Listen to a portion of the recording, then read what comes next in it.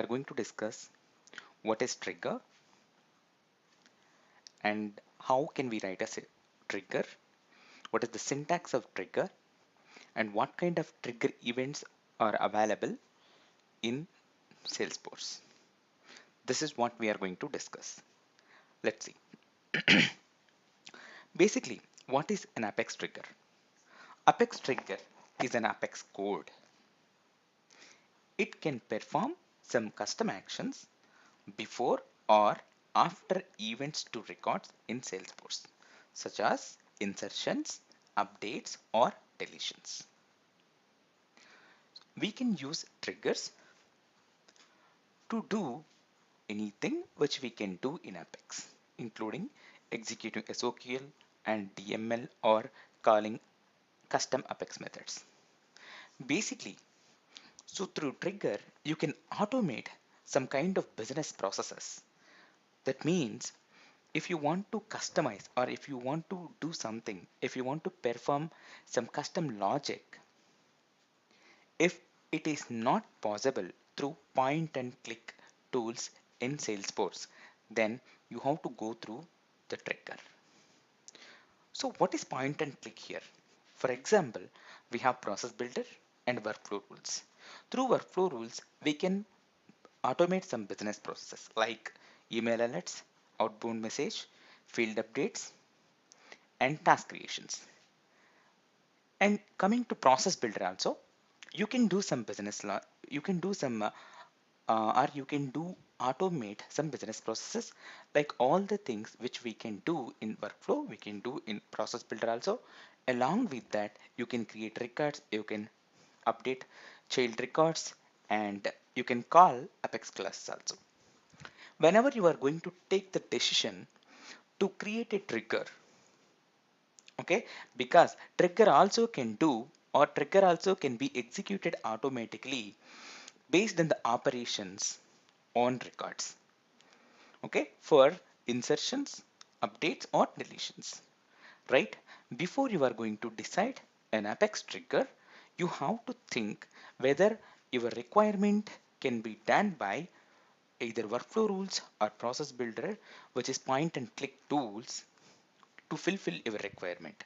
If it is not possible, then only you have to think about the trigger. This is what you have to remember always. Okay, for example, in process builder, you can't achieve any functionality based on the delete operations on a record. And you can't do some business complex things in process builder and in workflow rule also. So based on the situation, um, based on the requirement, you have to take the decision. If it is not possible to fulfill your requirement with point and click tools provided by Salesforce, then only you have to go with trigger. Okay. Now, so how can you define or how can you create a trigger in Salesforce? So basically, you can create or you can define your trigger from different ways. Okay, but ultimately you are going to define a trigger on an object, because your trigger will fire or a trigger will be executed based on the operations occurring on an object, right? So that's why you, wherever you create or from which place, from any place you create, it will be creating on an object level. So you can create from object level or from developer console or from VS Code. That means you can create a trigger from setup and go to object, and then you can create a trigger there. Or otherwise, you can define a trigger from developer console by selecting which object or on which object you want to create a trigger. The another thing is, if you have any editor, okay, or IDE, you can create trigger there also. Okay, that means you can create trigger or you can define a trigger from setup and from developer console from IDE. In our case, we can create from VS Code also. Okay, VS Code is a editor, code editor for Salesforce. Okay, one of the code editor. Now, if you see here, if it is object level, so here if you see, this is object level. Here what you can see here, you just click on setup and click on object manager and select account or any object for which object you want to define a trigger. So here you have a triggers option. Otherwise, if you open developer console, you have this option, new, under file, and select Apex trigger.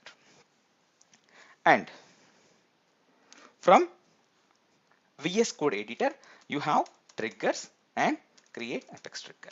Let's see, I'll show you as part of this session, I'll show you how you can define a trigger.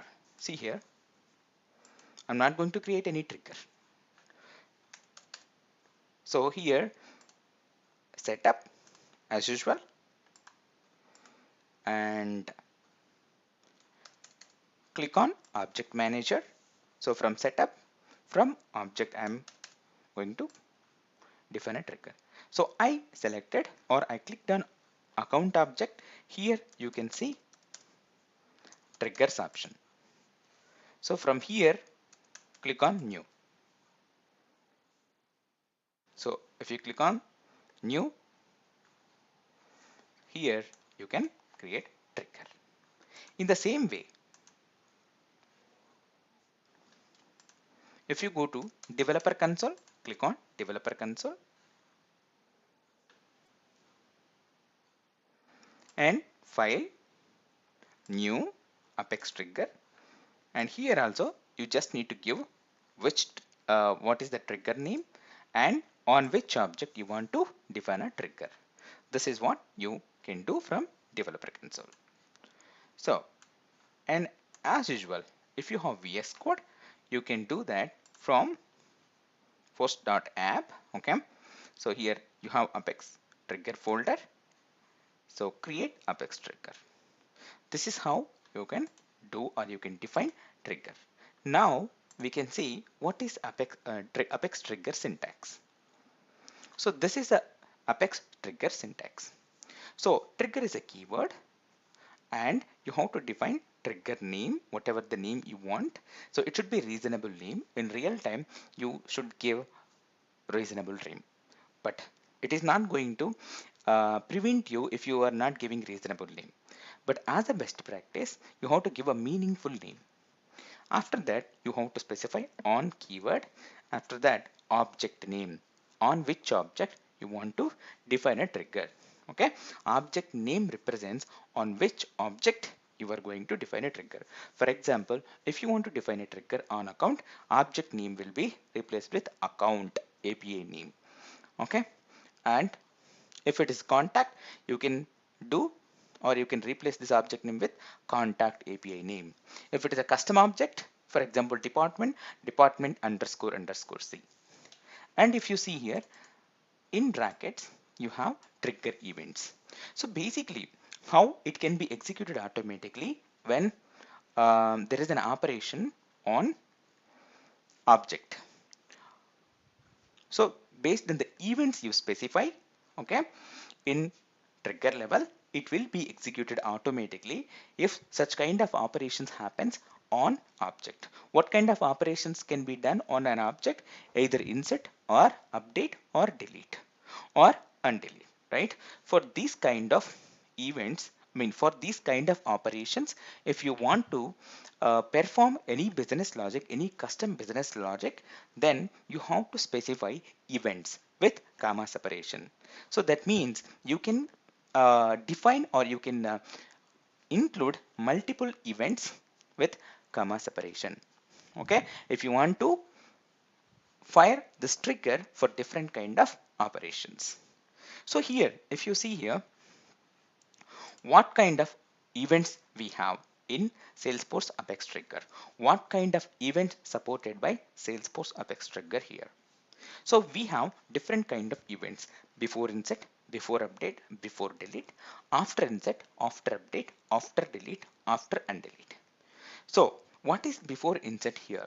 So before insert, or before update or before delete. These will be useful for firing your trigger before the record values saved into the database. Before record values saved into the database, if you want to execute something or if you want to perform a business logic in your trigger, if you want to fire your trigger before record values updating or before record values saved into the database, then you can use this kind of events. And after insert, after update, after delete. So if you want to perform any business logic after record value saved into the database, then you can use this. What is after and delete here? Whenever there is a whenever a user restore the record from the recycle bin, if you want to perform any logic, then you can do that. So basically, if you see this, trigger also will do operations, or trigger also will be useful to automate a custom business logic based on the operations happening on an object. What are the operations? Either insert, update, or delete. Okay, and delete also there, right? For these operations, it happens automatically. But to recognize, to identify the operation and execute automatically the business logic, you have to use trigger events. What kind of events we have? Before insert, before update, before delete, after insert, after update, after delete, after and delete. If you see that for undelete operation, we don't have before and delete event. Okay, because I mean, because as it is a recycle bin, we don't have any before and delete operation. Okay, so this is the reference you can see. Anyway, in the next session, what we are going to discuss, we are going to discuss about events and simple example. Okay, so let's focus on next session after this session. All the best.